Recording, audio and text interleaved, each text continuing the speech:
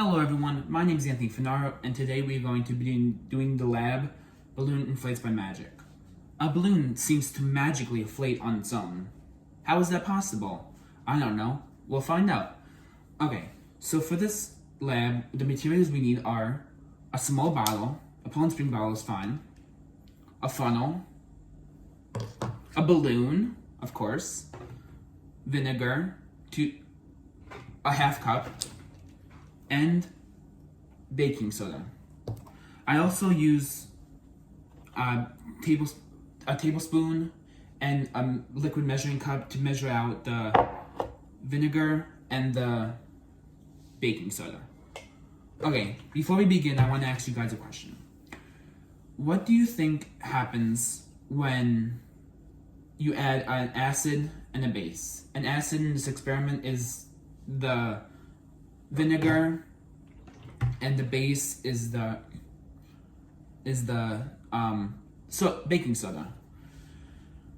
The answer is simple. When you have an acid and a base combined, it creates a chemical reaction and a gas known as CO2. Gases need room to spread out, so you'll see what happens at the end of this, when I finish the lab. That something surprising happens, and I really hope it works. Okay, so now we're gonna measure out the vinegar. We need a half a cup of vinegar. So I'm gonna lean because that's how you measure stuff. You lean, and perfect. Now you tilt your head to see if it's perfectly on line. We need a little more. And now I'm going to pour the half a cup of vinegar into the bottle. After I pour this, I'm gonna ask you guys a question. Okay, does the size of the bottle, do you think the size of the bottle affects how much the balloon inflates? I think yes, because if the bottle is too large, there would be less of a chemical reaction to fill the balloon. And if the bottle is too small, you would have used less. Okay, now I'm going to put 2 tablespoons of baking soda into the funnel. Let's do that now. Before I do that, I want to ask you another question. Would the amount of baking soda or vinegar affect balloon inflating?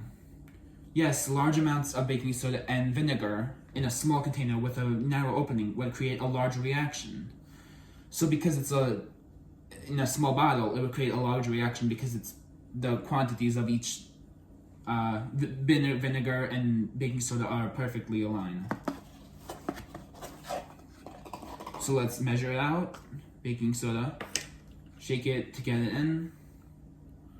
Now another tablespoon. Level out.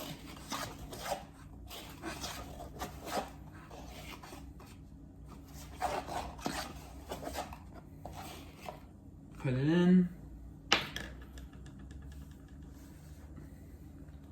And then you take it out off the funnel. And then you stretch it out a little bit just to get the air in and release. Now you tilt the balloon up. You spread and then put it on the cap of the bottle. You shake it to get it in. And voila, just like that, perfectly inflated. Now, I'm going to ask you another question about the lab. What gas is created when you add an acid and a base? What do you think? The gas that's created is carbon dioxide, because when it has a chemical reaction, the carbon dioxide fills the bottle up and then it inflates the balloon.